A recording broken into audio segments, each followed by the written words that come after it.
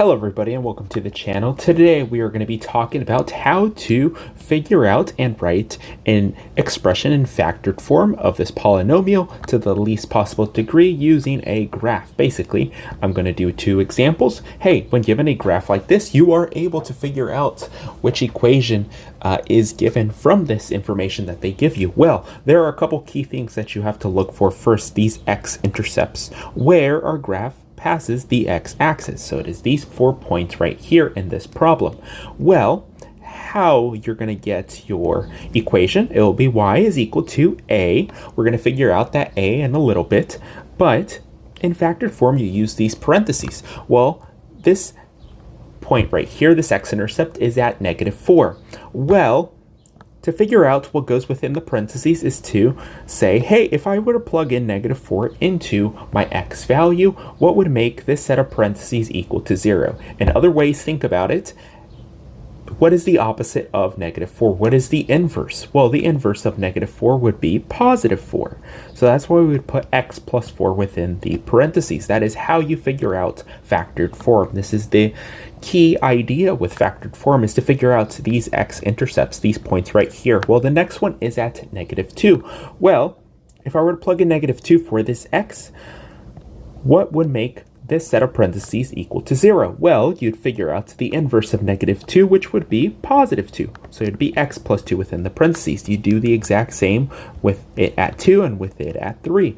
Well, what would make that 2 into 0? Well, think about it being the opposite.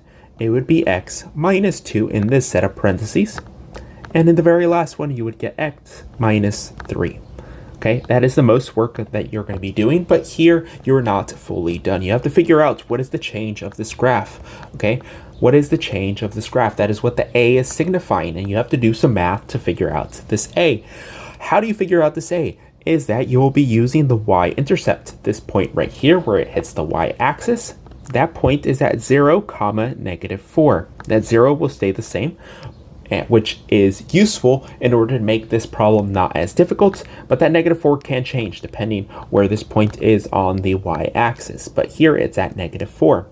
Well, what you're going to do is plug in -4 into our y value spot and 0 into all of the x's. If we were to plug in 0 into each one of these parentheses, you're just left with the number that's inside of the parentheses. I'm going to show you what goes on. You still have our a value, and we're left with 4. We're left with multiply by 2, multiply by -2, and multiply by -3. All these four numbers you multiply to each other. 4 times 2 times -2 times -3. And you would see that you would end up getting -4 is equal to 48a. Well, if you have 48a, you're still trying to figure out a.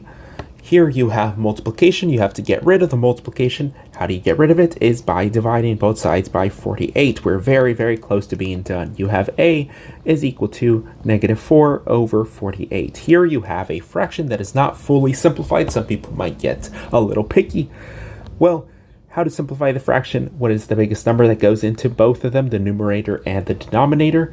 Well, you divide by 4 to both sides, and you end up getting -1 over 12. Now you can go back to your original equation and replace that -1 over 12 for our a value. Here you have your final answer. Y is equal to -1 over 12 times x plus 4 times x plus 2 times x minus 2 times x minus 3. That is the equation for our given polynomial graph up there. We're going to do one more problem for you guys just to see that the pattern continues. Here, we're going to do the exact same thing. Okay, we're going to figure out what are these x-intercepts. Here's at -4 and -2 at 1 and at 4. I want to do this problem because here is a little bit different. Do you see how at 4 you kind of get a U type of shape?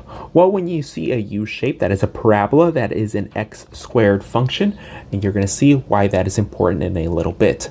Well, we're going to do the exact same thing as we did in the previous example. Y is equal to a times x. Here we have -4, so you do the opposite, which would be +4.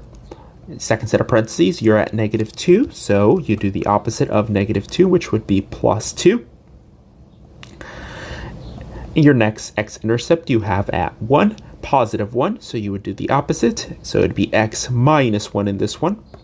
And then your last set of parentheses, this is where it'll be a little bit different. Whenever you see this line just go into a U shape, I want you to see the difference between this one and this one right here. Here it passes as a straight line. That is why it will be different. Here you see that it goes into a U. Now that is a parabola, so this would have to be a squared.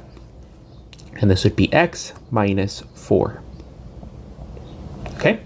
Now, here, we still look for what is the y-intercept to figure out our a value. Here, it's just a coincidence that it is, again, at -4, so that is 0, -4.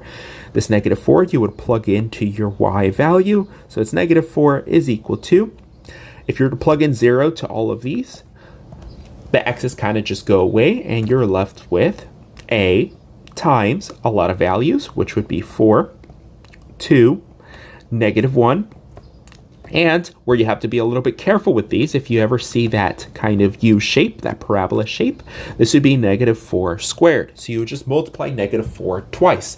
You would do 4 times 2 times -1 times -4 times -4. So you multiply it 2 separate times. If you were to multiply that correctly, you would end up getting -128 times a is equal to the -4 on the left-hand side, and you're still trying to figure out our a value. Here, we would divide by -128 to both sides. If you were to divide that correctly, you'd end up getting the fraction of 4 over 128. The negatives cancel out.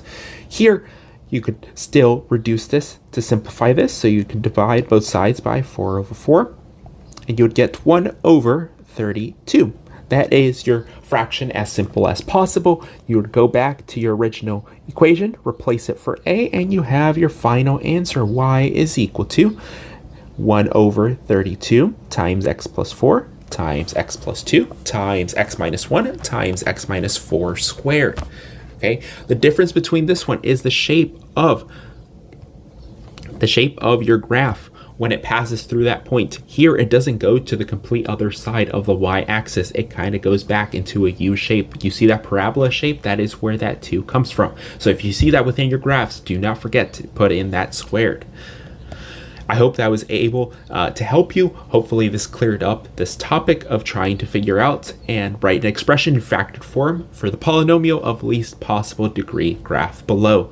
All right, just make sure you follow these steps. All of them are pretty much the exact same, just that the math at the very end can be a little bit different. Hope this helped you, and hope you send it to your friends. Put a like on it. Thank you so much for watching, and I appreciate it.